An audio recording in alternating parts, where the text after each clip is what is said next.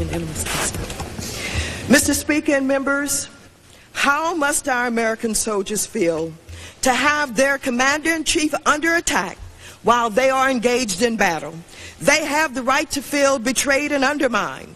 Today, we are here in the People's House debating the partisan impeachment of the President of the United States of America, while the Commander-in-Chief is managing a crisis and asking world leaders for support. This is indeed a Republican coup d'etat. Mr. Speaker and members, Americans all, the Republicans will couch this extremist, radical anarchy in pious language, which distorts the Constitution and the rule of law. Bill and Hillary Clinton are the real targets, and the Republicans are the vehicles being used by the right-wing Christian coalition extremists to direct and control our culture.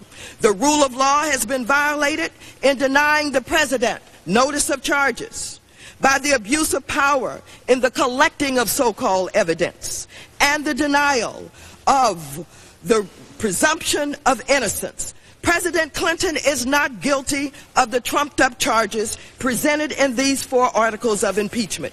Yes, Bill Clinton is guilty of certain indiscretions in his private life. However, he did not commit high crimes and misdemeanors. Rather, the president is guilty of being a populist leader who opened up government and access to the poor, to minorities, to women, and to the working class.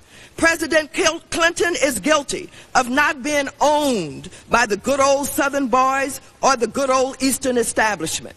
President Clinton is guilty of being smart enough to outmaneuver the Republicans in the budget negotiations, electoral politics, and the development and implementation of the people's agenda. Ladies and gentlemen, I am an African-American woman. I'm accustomed to having to fight and struggle for fairness and justice. Ken Starr, I know and recognize abuse of power when I see it. You are guilty.